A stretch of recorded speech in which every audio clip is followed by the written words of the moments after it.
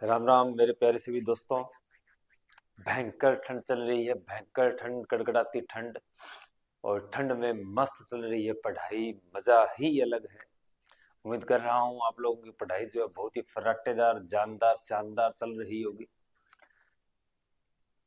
मैंने जैसे कि आपको बताया कि केवल एनसीईआरटी के क्वेश्चंस जो है वो चैप्टर वाइज लेसन वाइज यानी कि और क्लास वाइज मैं आप लोगों के सामने लेके आऊंगा।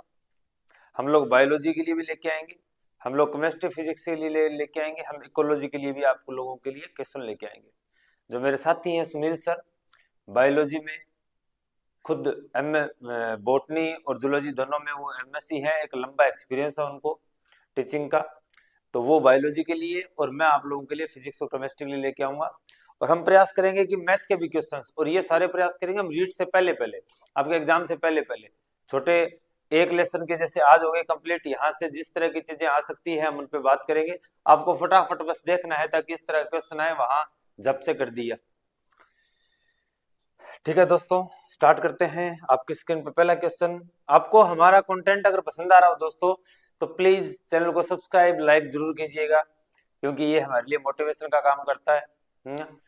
हम चाहते हैं कि हम आप लोगों की सफलता में कारक बने। चलिए दोस्तों, प्रभु का नाम लेते हैं और क्लास को स्टार्ट करते हैं। पहला क्वेश्चन, क्या होता है जब एक प्रश्नली में एक अम्ल का विलयन एक क्षार के विलयन के साथ मिलाया जाता है? अम्ल का विलयन क्षार के विलयन के साथ मिलाया गया है। विलयन का ताप बढ़ता है, बिल्कुल बढ़ता है, क्योंकि एक एक्सोथर्मिक रिएक्शन है। ये न्यूट्रलाइजेशन रिएक्शन यानी कि उदासीनीकरण विक्रिया है जो कि ताप बढ़ाएगी।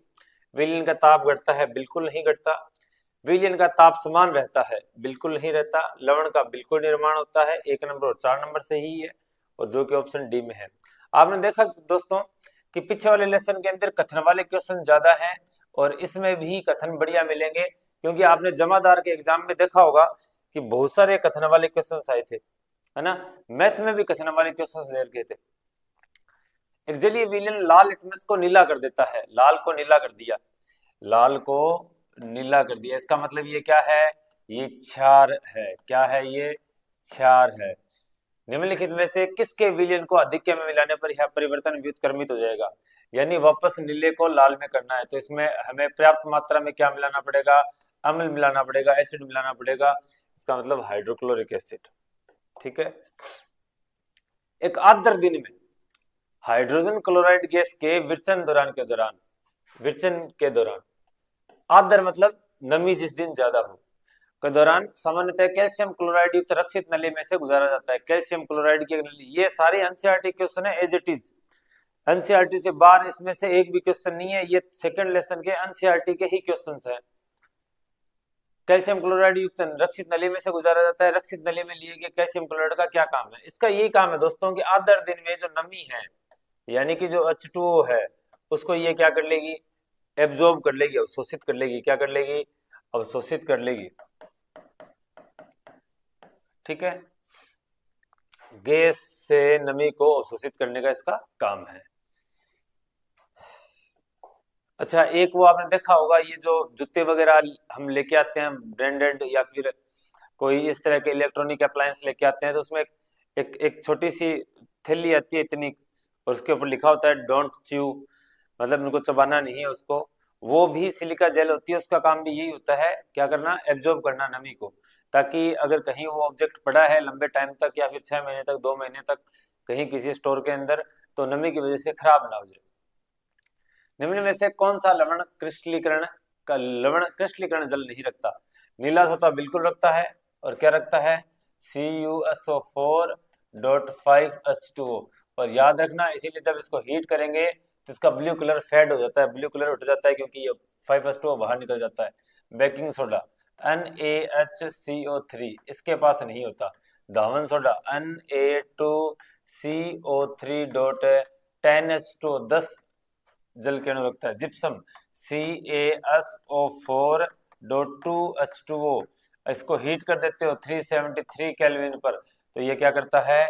CaSO4 डॉट हेमी हाइड्रेट या सेमी हाइड्रेट बनाता है। हालांकि इसको लिखा ऐसे जाता है 2CSO4 डॉट H2O लिखा जाता है। इसको जब और हीट करते हो तो ये क्या बन जाता है, केवल कैल्शियम सल्फेट बन जाता है, वो H2O निकल जाता है। इसको बोलते हैं हम डेड ब्रंट प्लास्टर। ठीक है, इसका उत्तर हो जाएगा baking soda. 6th question, sodium carbonate क्षारकीय लवण है। यह लवण है, किसका लवण है? देखिए, क्षारकीय लवण जो है, लवण वो उदासीन होते हैं और किससे बनते हैं? ये अम्ल और क्षार से बनते हैं, अम्ल और क्षार से बनते हैं। अगर अम्ल आपने क्या ले लिया, प्रबल ले लिया, क्षार प्रबल ले लिया तो उदासीन बनेगा। दोनों दुर्बल ले लिए तो भी लवण उदासीन होगा। लेकिन अम्ल प्रबल होगा, क्षार दुर्बल होगा तो प्रबल लवण बनेगा। और अम्ल अगर दुर्बल हुआ, क्षार अगर प्रबल हुआ तो क्या बनेगा?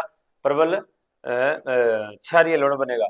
अच्छा, ये तो इसने ऐसे पूछा है, वो एग्जाम्पल ऐसे भी दे सकता है कि कोई आपको एक लवण का एग्जाम्पल दे देगा, लवण का क्या दे देगा? एग्जाम्पल दे देगा, और पूछ लेगा कि ये किस प्रकार का लवण है, क्षारकीय है, अम्लीय है।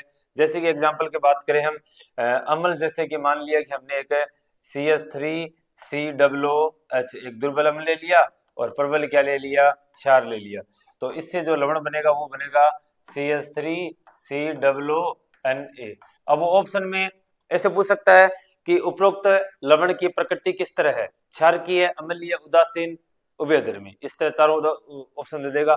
तो हमें ये उस टाइम ये नहीं देगा ये इतनी कहानी, वो केवल इतना पूछेगा हमें ये देके, तो हमें उस टाइम ये देखना पड़ेगा कि ये बनना किससे है, इन दोनों से। यहाँ मालूम चला कि ये दुर्बल है, ये प्रबल है, तो क्षारकीय लवण हो जाएगा ये। ठीक है, इस तरह का ध्यान रखना ये क्वेश्चन भी। क्षारकीय लवण है तो इसका मतलब ये प्रबल क्षार और दुर्बल अम्ल का बना है। ठीक है, 7th क्वेश्चन, दांत के एनामल में कैल्शियम फॉस्फेट होता है। दांत के एनामल में कैल्शियम फॉस्फेट जो होता है वो वास्तव में क्षारकीय प्रवृत्ति का होता है। खाते हैं कुछ तो मुंह के अंदर बैक्टीरिया होते हैं, वो वहां से एसिड जो रिलीज करते हैं, और एसिड रिलीज करके क्या कर देते हैं, धीरे धीरे एसिडिक नेचर की वजह से जो इनेमल है वो धीरे धीरे उसका संक्षारण हो जाता है, वो खराब हो जाता है। तो वो कौन सी प्रकृति का है? क्षारीय प्रकृति का है। लेकिन आपको याद होगा कि 2023 वाले रीट के अंदर एक क्वेश्चन आया था किसका? विरंजक चूर्ण का। किसका? विरंजक चूर्ण का। विरंजक चूर्ण जो है वो एक कॉम्प्लेक्स आयन है। किस तरह का आयन है? कॉम्प्लेक्स। किस तरह का?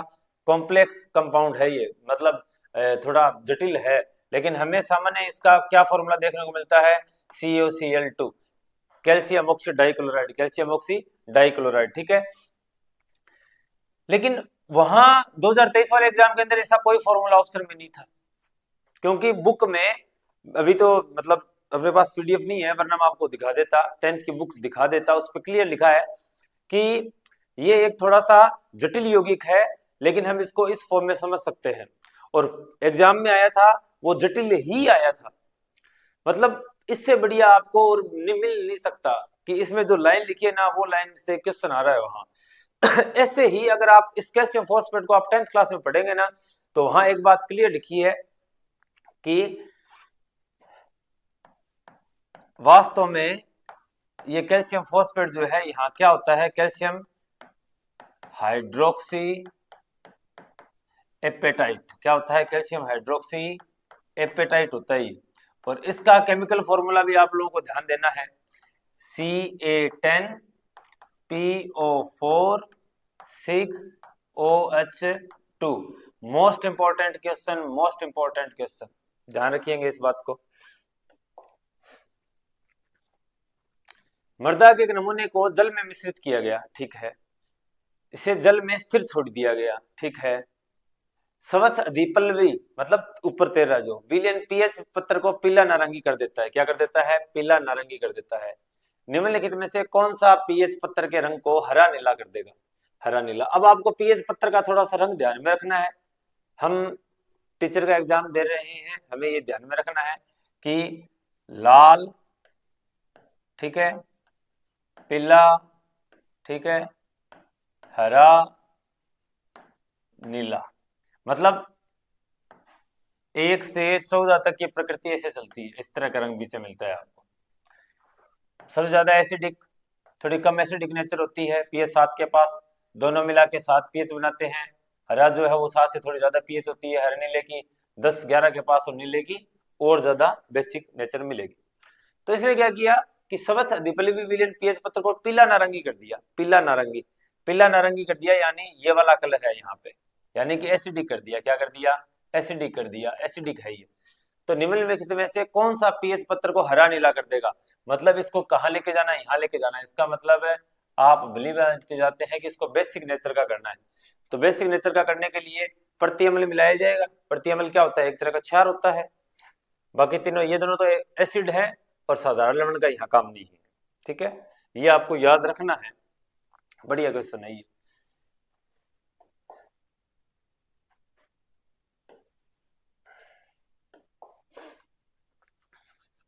निम्नलिखित में से कौन सा अम्लीय सामर्थ्यता का बढ़ता हुआ सही क्रम देता है? अम्लीय सामर्थ्यता का बढ़ता हुआ सही क्रम दे रहा है जल, एसिटिक अम्ल, हाइड्रोक्लोरिक। पहले वाला सही है।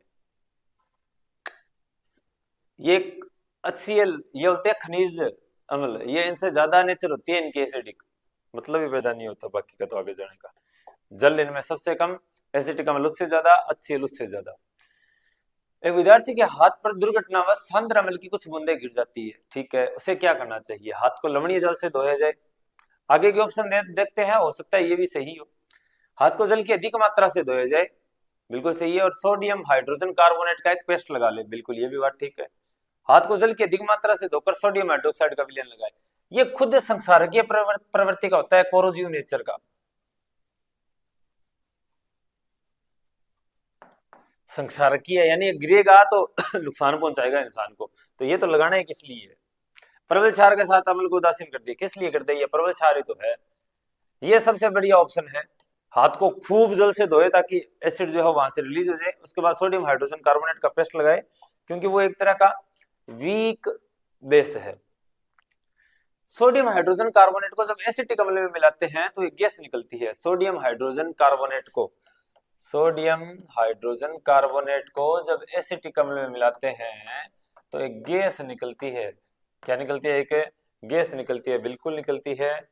CH3COO बनता है, साथ में CO2 निकलती है, साथ में H2O गैस निकलती है। CO2 चूने का पानी दूरिया कर देती है, बिल्कुल कर देती है। जलती हुई तिल्ली को बुझा देती है, बिल्कुल बुझा देती है। सोडियम हाइड्रोक्साइड के विलयन में घुल जाती है, बिल्कुल घुल जाती है। अरुचिकर गंध होती है? ना ना ना जी, ऐसे नहीं। CO2 में कोई किसी प्रकार की गंध नहीं होती। सोडियम हाइड्रोक्साइड के विलयन में घुल जाती है। ये कैसे घुल जाती है? ये सोडियम हाइड्रोक्साइड है, इसके अंदर घुली, मतलब रिएक्ट कर ली, क्या बना लेगी? Na2CO3 और साथ में H2O बना लेगी। ठीक है, तो पहला, दूसरा, तीसरा सही है।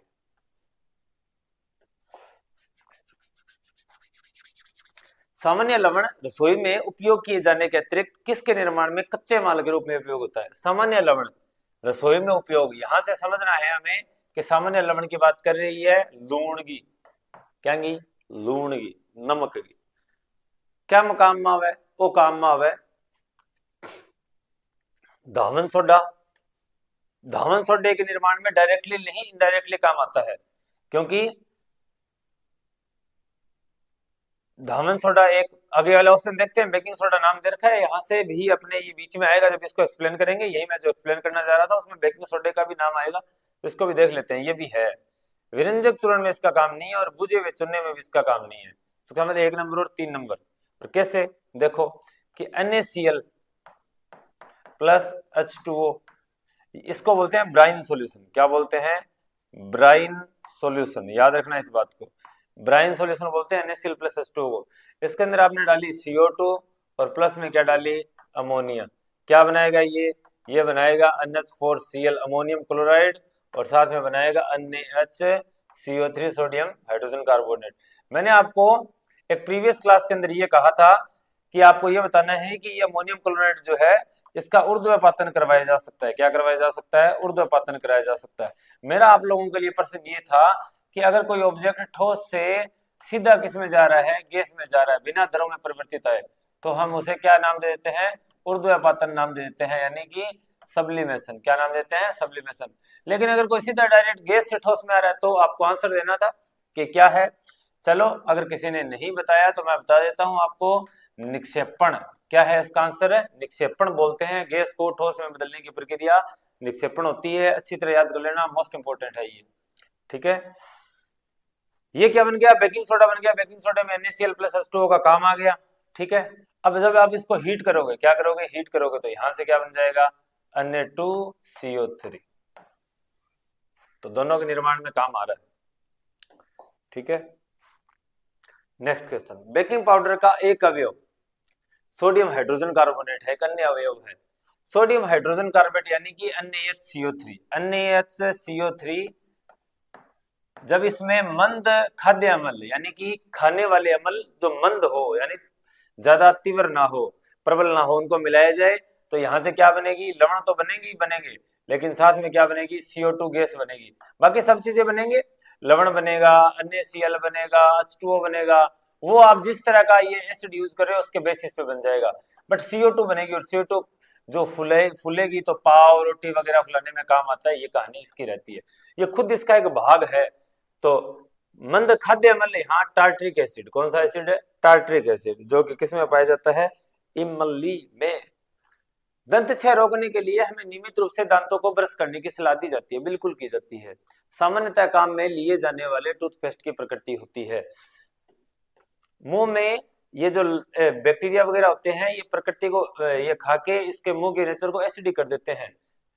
तो वहां टूथपेस्ट हम इसलिए करते हैं क्योंकि वो बेसिक नेचर का होता है, क्षारकीय प्रकृति का होता है।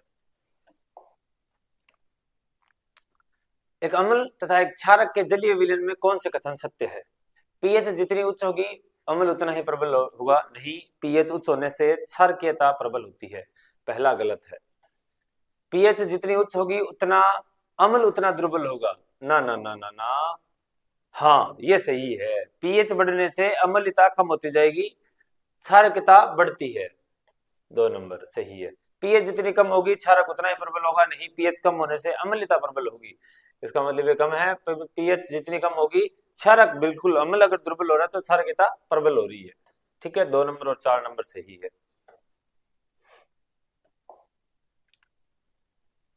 पाचन के दौरान उत्पन्न जठर रस की पीएच, जठर रस की पीएच 7 से कम, मतलब बहुत, ये तो हलवा टाइप क्वेश्चन है, ऐसा क्वेश्चन तो बहुत कम संभावना है। लेकिन मैंने कहा था यहाँ से आसान क्वेश्चन भी बन रहे हैं, और हम केवल आसान को देख के एनसीईआरटी को छोड़ देते हैं, लेकिन यहाँ से टफ क्वेश्चन भी बन रहे हैं।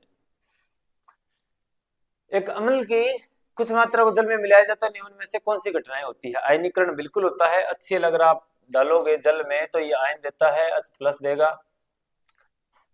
उदासीनीकरण, उदासीनीकरण नहीं होता, तनुता बिल्कुल, HCl H2O में डालते हैं तो H+ आयन की प्रति इकाई आयतन सांद्रता में कमी, किसमें, प्रति इकाई आयतन में H+ की सांद्रता में कमी क्या कहलाता है, तनुकरण कहलाता है। और ये क्या है, इसको प्रोटॉन भी बोलते हैं, क्या बोलते हैं, प्रोटॉन भी बोलते हैं। क्यों बोलते हैं, क्योंकि हाइड्रोजन एक ऐसा तत्व है जिसके पास है प्रोटॉन एक होता है, न्यूट्रॉन इलेक्ट्रॉन एक होता है, बट न्यूट्रॉन नहीं होता। प्रकृति का एक ऐसा एलिमेंट जिसके पास न्यूट्रॉन नहीं होता। जब इसने क्या बना लिया, H+ बना लिया, इसका मतलब प्रोटॉन तो इसके पास वैसे ही पड़ा है, पर इलेक्ट्रॉन उसने दे दिया, और न्यूट्रॉन जो है उसके पास था ही नहीं, तो H+ केवल प्रोटॉन रहा इसमें, तो इसको हम प्रोटॉन भी बोलते हैं, क्या बोलते हैं, प्रोटॉन भी बोलते हैं। इसका नाम मैंने लिखा क्या, हाँ प्रोटॉन बोलते हैं। अच्छा, इसका एक नाम हाइड्रोनियम आयन भी है, क्या नाम है, हाइड्रोनियम आयन भी है, इस बात को ध्यान रखना। और H+ को जब जल में आता है तो ये H2O के साथ रिएक्ट कर लेता है तो H3O+ आयन बना लेता है। इस आयन का भी नाम क्या है, हाइड्रोनियम ही है, क्योंकि यहाँ H+ ही आयन है। और ये जब H- बना लेता है तो प्रोटॉन तो एक है ही, बट इलेक्ट्रॉन इस बार 2 हो गए, न्यूट्रॉन क्या हो गया, 0 हो गया।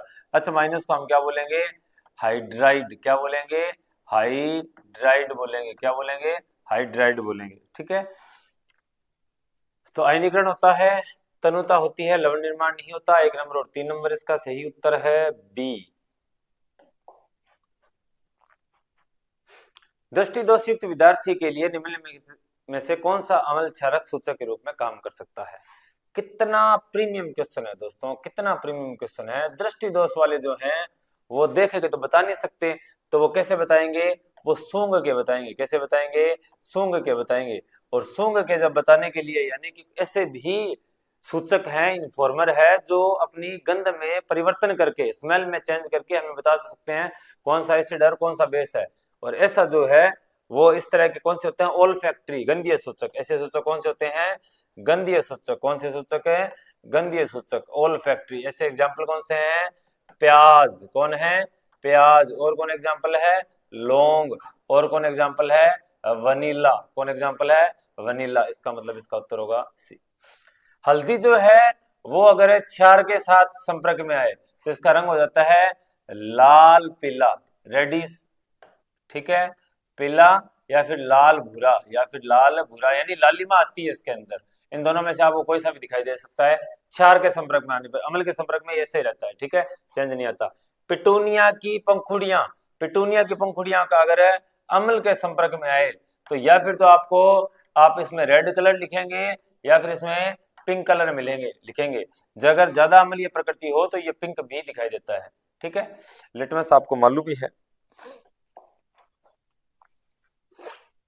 निम्नलिखित में से कौन सा पदार्थ तनु अम्ल के साथ उपचार करने पर कार्बन डाइऑक्साइड नहीं देता, तनु अम्ल के साथ अभिक्रिया नहीं करता।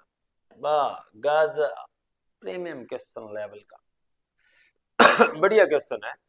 मार्बल जो है ये है CaCO3, चुना पत्थर CaCO3, बेकिंग सोडा NaHCO3, तीनों में CO3 CO3 CO3 और ये तीनों मिलके क्या देते हैं, CO2। लेकिन अपने पास चुना है, चुना यहाँ CaO, क्या होता है, CaO।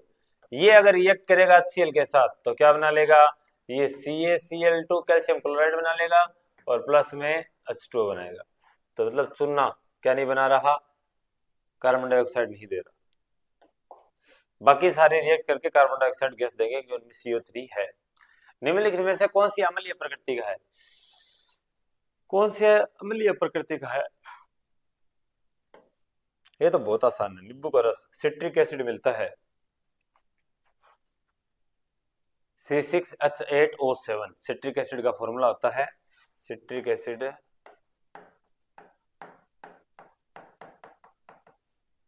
C6H8O7। विद्युत अपघट्य के दौरान चालकता के प्रदर्शन के प्रयास के लिए निम्नलिखित उपकरण लगाया गया, ठीक है। ये इस तरह का रबर का कोक, यहाँ लगा दी कील यानी इलेक्ट्रोड लगा दी और ये विद्युत द्वारा प्रवाहित हो रहा है तनु अन्यवच। अगर डिस्टिल्ड H2O हुआ यानी कि आसूत जल, क्या हुआ, आसूत जल या आश्वित जल, वो तो धारा का प्रवाह करता नहीं, इसमें अन्यवच ऐड किया है तो ये धारा का प्रवाह करेगा। बल्ब नहीं चमकेगा क्योंकि विद्युत अपघट्य अम्ल नहीं है। अम्ल ना हो कोई जरूरी नहीं है, अन्यवच जो है, NaOH जो है ये डिसोसिएट होके क्या बनाएगा, अन्य प्लस और OH माइनस बनाएगा। चार्ज आ लिया, आवेश आ लिया, आवेश यानी कि आयन जो है, आवेश यानी कि आयन जो है ये फ्री टू मूव है, क्या है, फ्री टू मूव है। अगर फ्री टू मूव है तो ये आसानी से मूव कर पाएंगे, बस नहीं, अम्ल होना ही जरूरी नहीं है। मतलब चमकेगा क्योंकि अन्य प्रबल क्षार चालन के लिए अम्ल उपलब्ध कराएगा, बिल्कुल सही बात है ये। मतलब नहीं चमकेगा क्योंकि विद्युत परिपथ अपूर्ण है, चमकेगा भाई, अपूर्ण कहां से है, कहीं से नहीं है। बल्ब नहीं चमकेगा क्योंकि विद्युत अपघट्य के विलयन के प्रकार पर निर्भर करता है, केवल दो। गोल्ड को घोलने के लिए निम्न में से किसका उपयोग होता है, ये तो आप आंख बंद करके बता देंगे, एक बार जी। वास्तव में शुद्ध प्राप्त करने के लिए, ऐसे नहीं कि घोलने के लिए नष्ट हो गया गोल्ड, ऐसी कोई कहानी नहीं है। निम्नलिखित में से कौन सा खनिज अम्ल नहीं है, खनिज अम्ल इनमें से नहीं है, सिट्रिक एसिड। खनिज अम्ल, कौन से अम्ल, खनिज अम्ल, खनिज अम्ल। मिनरल एसिड कौन कौन से हैं, HCl, H2SO4 और HNO3। और ये है ऑर्गेनिक एसिड यानी कार्बनिक अम्ल, कार्बनिक अम्ल, ठीक है, CH3COOH जो है, जो सिट्रिक एसिड था। एक आप इसको भी याद रखना कि H2O जो है वो CO2 के साथ रिएक्ट करके क्या बनाती है, H2CO3, और इसका नाम है कार्बनिक अम्ल। कौन सा अम्ल, कार्बनिक अम्ल। इसका नाम भी याद रखना, एक तरह का दुर्बल अम्ल है, एक तरह का दुर्बल अम्ल है। और ये सारे के सारे कौन से अम्ल हैं, प्रबल अम्ल है। निम्नलिखित में से कौन सा एक क्षारक नहीं है? क्षारक कौन सा नहीं है? आप क्षारक है OH, OH, OH, OH है, लेकिन ये क्या है? C2H5OH है, एल्कोहल है ये, C2H5OH, ये इस तरह से रिएक्ट करता है, या फिर इस तरह की रिएक्शन शो करेगा, या फिर C2H5 इस तरह की रिएक्शन शो करेगा, OH जो है वो बाहर निकल जाएगा, इस तरह की रिएक्शन। ये इसका जो C2H5 वो स्पेसिफिक बना है, इसका नाम है एथोक्साइड। क्या नाम है? एथोक्साइड, एथोक्साइड, ठीक है।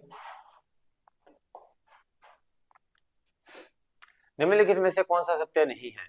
प्रत्येक धातु कार्बोनेट अम्ल से अभिक्रिया कर लवण, जल और कार्बन डाइऑक्साइड देता है। बिल्कुल, धातु कार्बोनेट यानी कि जैसे कि Na2CO3, अगर आप इसकी रिएक्शन करवाएंगे एसिड के साथ है तो ये एसिड बनाएगा NaCl प्लस में H2O और प्लस में CO2, ठीक है। धातु कार्बोनेट की बात नहीं है, धातु बाइकार्बोनेट भी हो यानी कि हाइड्रोजन कार्बोनेट भी हो तो ये भी इसी तरह की रिएक्शन करेंगे, सेम रिएक्शन है, इनमें कोई डिफरेंस नहीं है। इसका मतलब पहली बात है सही है। दूसरा, प्रत्येक धातु ऑक्साइड जल से विक्रिया कर लवण तथा अम्ल देता है। प्रत्येक धातु ऑक्साइड जल से विक्रिया कर लवण और अम्ल देता है ना। ना, धातु ऑक्साइड जो है वो क्या नहीं देते? अम्ल नहीं बनाते, वो क्षार बनाते हैं। क्या बनाते हैं? क्षार बनाते हैं, ठीक है, क्योंकि धात्विक ऑक्साइड की प्रकृति क्षारीय होती है। कुछ धातु अम्लों से क्रिया कर लवण तथा हाइड्रोजन गैस देते हैं। कुछ धातु अम्लों से विक्रिया कर लवण तथा हाइड्रोजन गैस देते हैं। बिल्कुल सही बात है, देते हैं। कुछ अधात्विक ऑक्साइड जल से क्रिया करने पर अम्ल बनाते हैं। बिल्कुल, अधात्विक ऑक्साइड की प्रकृति अम्लीय होती है। इसका मतलब 2 नंबर वाला गलत है, अपना उत्तर 2 नंबर ही हो जाएगा। इसने पूछा है, सत्य नहीं है। रासायनिक पदार्थों का सम्मेलन कीजिए उनके अनुप्रयोगों से। Bleaching powder, bleaching powder, bleaching powder, bleaching powder, विरंजन CaOCl2, ठीक है।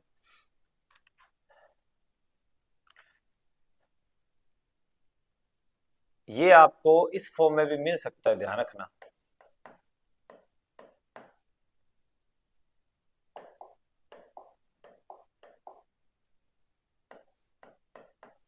कैल्शियम हाइपोक्लोराइट, कैल्शियम हाइपोक्लोराइट भी मिल सकता है। बेकिंग सोडा, बेकिंग सोडा प्रतिअम्ल। धावन सोडा, धावन सोडा कांच के व्यंजन निर्माण में, विरचन में। सोडियम क्लोराइड H2+Cl2 निर्माण में। मतलब 3 4 1 2, 3 4 1 2, सी इसका सही उत्तर है। नेक्स्ट क्वेश्चन, ये वाली मैंने आपको बताया था, लाल, पीला,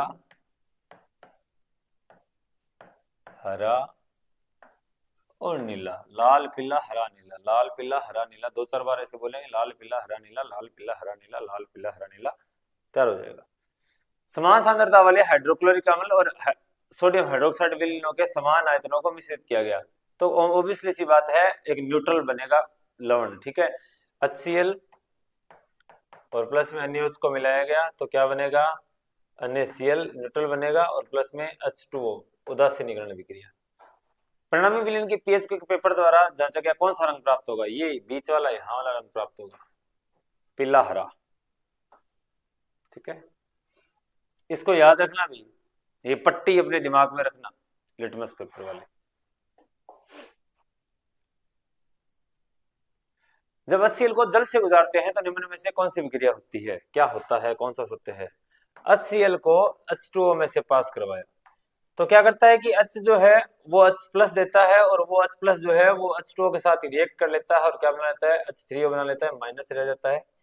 और ये इस तरह, यानी कि H2O के साथ H+ रिएक्ट करके क्या बना लेगा? H3O+ बना लेगा। ये इसे ही हाइड्रोनियम आयन कहते हैं, ये भी हाइड्रोनियम आयन है।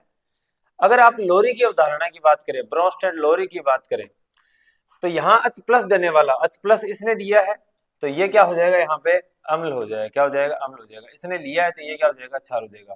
लेकिन इससे ये यौगिक बनाए आगे, तो इस आगे वाले को हम क्या कहेंगे, संयुग्मी। ये अम्ल है तो ये संयुग्मी क्या हो जाएगा, क्षार हो जाएगा। और ये क्षार है तो ये क्या हो जाएगा, संयुग्मी अम्ल हो जाएगा। ठीक है, इसको ध्यान रखना थोड़ा। यह विलयन में आयनित नहीं होता क्योंकि यह एक सहसंयोजक यौगिक होता है। ना HCl जो है वो सहसंयोजक यौगिक नहीं है, आयनिक यौगिक है।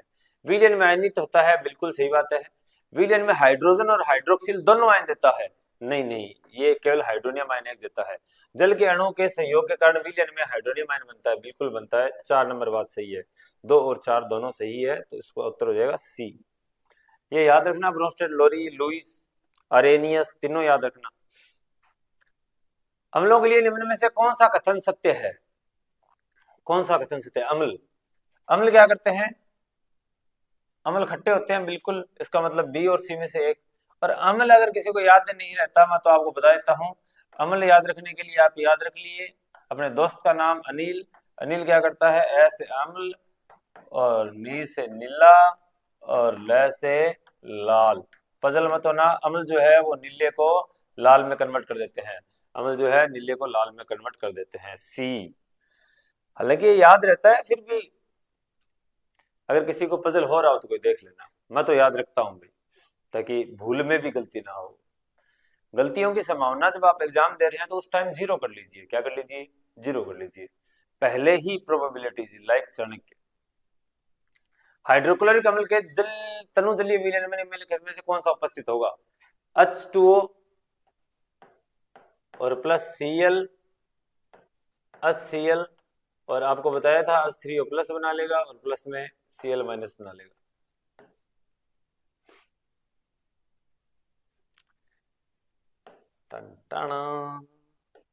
शानदार लेवल का क्वेश्चन है दोस्तों। क्लोर क्षारक प्रक्रम में विक्रिया के सही प्रदर्शन को पहचानिए। क्लोर क्षार प्रक्रम होता क्या है कि NaCl H2O ब्राइन सॉल्यूशन में से जब आप इलेक्ट्रिसिटी पास करवाते हैं, क्या पास करवाते हैं, इलेक्ट्रिसिटी पास करवाते हैं, तो क्या बनता है, NaOH बनता है। साथ में क्या बनती है, क्लोरीन बनती है। साथ में क्या बनती है, हाइड्रोजन बनती है। NaOH कहाँ बनता है, कैथोड पे बनता है। कहाँ बनता है, कैथोड पे। हाइड्रोजन भी कहाँ जाती है, कैथोड पे। कहाँ जाती है, कैथोड पे जाती है। और क्लोरीन कहाँ आता है, एनोड पे आता है। कहाँ आता है, एनोड पे आता है। ठीक है, हाइड्रोजन का यूज होता है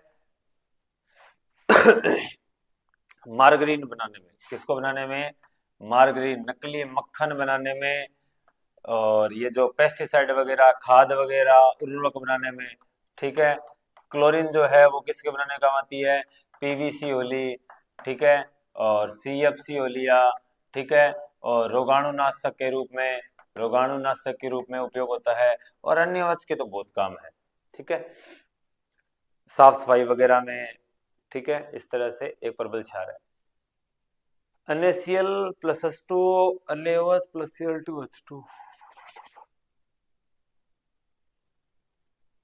अच्छा, ये स्टेट जो है ये इंपॉर्टेंट है। ये एक्वस है, घुला हुआ। ठीक है, और H2O खुद लिक्विड आ जाएगा, क्योंकि इसकी वजह से एक्वस बनता है, ये खुद लिक्विड आएगा। अन्य बात जो है ये एक्वस है, और Cl2 है गैसीय स्टेट में, और हाइड्रोजन कौन सी स्टेट में, गैसीय स्टेट में। फोर्थ इसका सही आंसर होगा। ठीक है, ये एक्वस नहीं होगी, ये गैस गैस, तो ये H2O का एक्वस काम नहीं है, इसका मतलब इसका फोर्थ आंसर सही है। इसी के साथ अपने